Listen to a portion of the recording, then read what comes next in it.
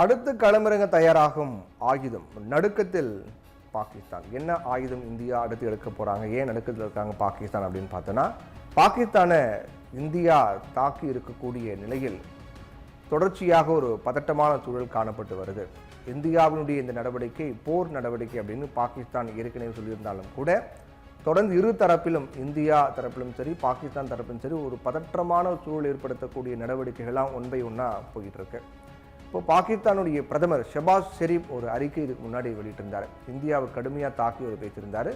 பாகிஸ்தான் இருக்கக்கூடிய பல்வேறு நிலைகளை குறிவைத்து பாகிஸ்தான் இருக்கக்கூடிய 4 இடங்கள், அதே போல் பிஓகேன்னு சொல்லப்படக்கூடிய பாகிஸ்தான் ஆக்கிரமிப்பு காஷ்மீர் இருக்கக்கூடிய நிலங்கள் அப்படின்னு 9 இடங்களை குறிவைத்து இந்த தாக்குதல் என்பது நடத்தப்பட்டது. அதை கண்டித்து பாகிஸ்தான் பிரதமர் அறிக்கை ஒன்று வெளியிட்டிருக்காரு. போர் நடவடிக்கைக்கு பதிலளிக்க பாகிஸ்தானுக்கு முழு உரிமை இருக்கிறது அப்படின்னு தெரிவித்தார். பலமான பதிலடி கொடுக்கப்படும் அப்படின்னு அவர் தெரிவித்தார். முழு தேசமும் பாகிஸ்தான் ஆயுதப்படையோடு நிற்கிறது அப்படின்னும் தெரிவித்தார். பாகிஸ்தான் ஆயுதப்படைக்கு ஆதரவாக நாங்கள் நிற்போம் அப்படின்னும் பாகிஸ்தான் பிரதமர் தெரிவித்திருந்தார். அப்போ இது இந்தியாவை எப்படி சமாளிப்பது அப்படின்னு எங்களுக்கு தெரியும் அப்படிங்கிற மாதிரியும் அவர் சொல்லியிருந்தார். பாகிஸ்தான் தேசமும் பாகிஸ்தான் ஆயுதப்படைகளும் எதிரியை எவ்வாறு கையாள்வது அப்படிங்கிறது எங்களுக்கு தெரியுங்கிற மாதிரி பாகிஸ்தான் பிரதமர் பேசியிருந்தார். இருந்தாலும் இந்தியா தொடர்ச்சியாக சரியான டைமை பார்த்து அடிச்சுட்டே இருக்காங்க அப்படிங்கிறது தான் உண்மை. இதோட பாகிஸ்தான் பிரதமருடைய இந்த அறிவிப்பு அப்படிங்கிறது இன்னும் பதற்றத்தை அதிகரிப்பதாக செய்தது. இந்த 2 நாடுகளுக்கு இடையான அந்த அதிகாரப்பூர்வமான போர் தொடங்கி விடுமா அப்படிங்கிற மாதிரியான ஒரு செயல் தான் இப்போ போயிட்டு இருக்கு. இந்தியா பாகிஸ்தான் போர் எப்போது வேண்டுமானாலும் நடக்கலாம் அப்படிங்கிற ஒரு அச்சம் காணப்பட்டு வருது. பாகிஸ்தான் உள்ளே புகுந்து எப்போது வேண்டுமானாலும் இந்தியா தாக்கலாம். அதற்கு மிக முக்கியமாக இந்தியா எடுக்கக்கூடிய ஆயுதமாக இருப்பது பிரம்மோஸ் தான்.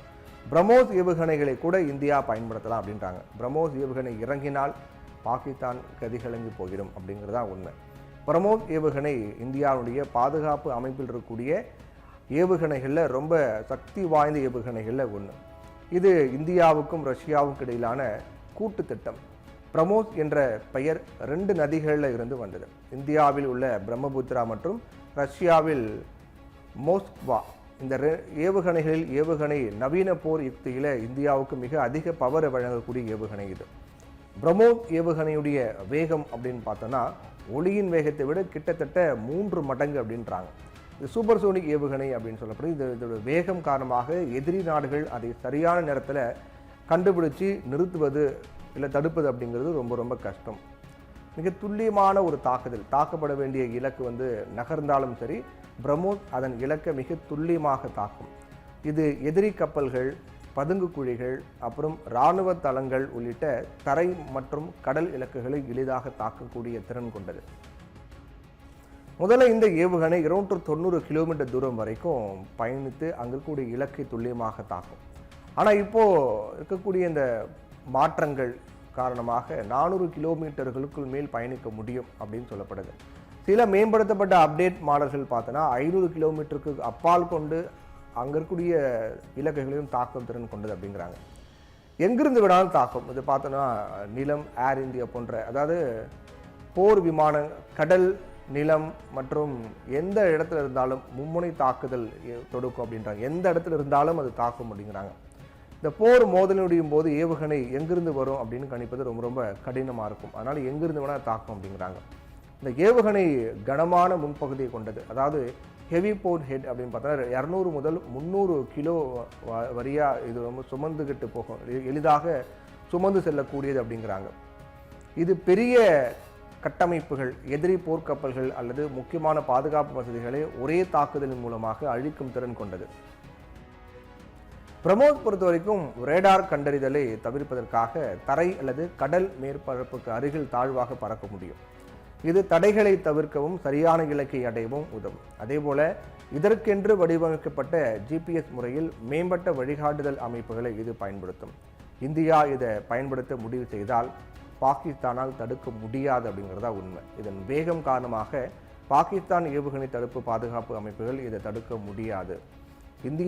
பாகிஸ்தானுடைய தற்போது ஏவுகணை பாதுகாப்பு அமைப்புகள் பிரம்மோஸ் போன்ற ஏவுகணை இடைமறிக்கும் அளவுக்கு வேகமாக அல்லது மேம்பட்டதாக இல்லை. அதில் மிக முக்கியமாக லாகூரில் இருந்த அந்த பாதுகாப்பு கவசம் என்று சொல்லக்கூடிய அந்த பாகிஸ்தானினுடைய பாதுகாப்பு அமைப்புகள் அது எல்லாமே தகர்க்கப்பட்டிருக்கிறது. இந்தியா S-400 மூலமாக அது தகர்த்திருக்காங்க. பாகிஸ்தானுடைய ஏவுகணை அட்டாக், சிறிய ஏவுகணை அட்டாக் எல்லாமே இந்தியா முறியடித்திருக்காங்க அப்படின்றதும், அவங்களுடைய பாதுகாப்பு அம்சத்தை தகர்த்திருக்காங்க அப்படிங்கிறதும் தகவல்கள்லாம் வந்துட்டு இருக்கு. இப்போ இது சூப்பர் சோனிக் வேகத்தில் பயணிப்பதால் இது மிக குறைந்த எதிர்வினை நேரத்தை மட்டுமே பாகிஸ்தான் இராணுவத்திற்கு கொடுக்கும். குறைந்த விமான பாதை, பிரம்மோஸ் தரை அல்லது கடலுக்கு பக்கத்தில் பறக்குது. ஆனால் ரேடாரில் கண்டறிவது கஷ்டம். அதை கண்டுபிடிக்கும் நேரத்திற்கு முன்பே இது ஏவுகணை இலக்கை தாக்கிடும். நிலம், கடல் அல்லது ஆகாயத்தில் இருந்து ஏவ முடியும் அப்படிங்கிறதால இந்த ஏவுகணை எங்கிருந்து வரும் என்பதை பாகிஸ்தானால் எளிதில் யூகிக்க முடியாது. இது முன்கூட்டியே சரியான பாதுகாப்பு அரணை உருவாக்குவதை கிட்டத்தட்ட சாத்தியமாக்குகிறது.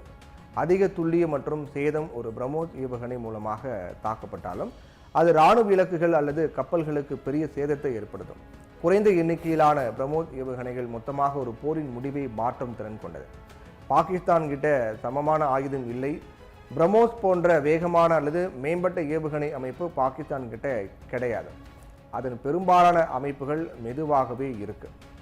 என்ன இருந்தாலும் ஒருவேளை போர் ஏற்படக்கூடிய நிலை வந்தால் மனிதவளம், பாதுகாப்பு, பட்ஜெட் மற்றும் நிலம், வான் மற்றும் கடல் படைகள், இராணுவ சொத்துக்கள் இது எல்லாத்தினுடைய அடிப்படையில் இந்தியாவின் கையில் மேலோங்கி இருக்கும். இதில் பிரம்மோஸ் மிக முக்கிய பங்கு வகிக்கும். பிரம்மோஸ் ஏவுகணை வெறும் ஆயுதம் மட்டும் கிடையாது, இது மேம்பட்ட தொழில்நுட்ப மற்றும் இராணுவ சக்தியின் அடையாளமாக இருக்கு. வேகம், துல்லியம் மற்றும் நெகிழ்வுத்தன்மை ஆகியவை காரணமாக இது உலகின் வலிமையான ஏவுகணைகள் ஒன்றாக இருக்கு. இப்போ பாகிஸ்தானுக்கு எதிரான மோதலில் இந்தியா அதை பயன்படுத்த முடிவு செய்தால் பாகிஸ்தான் உட்பட எந்த ஒரு நாட்டிற்கும் அதை தடுப்பது, மறித்து தாக்குவது அப்படிங்கிறது ரொம்ப ரொம்ப கஷ்டம்.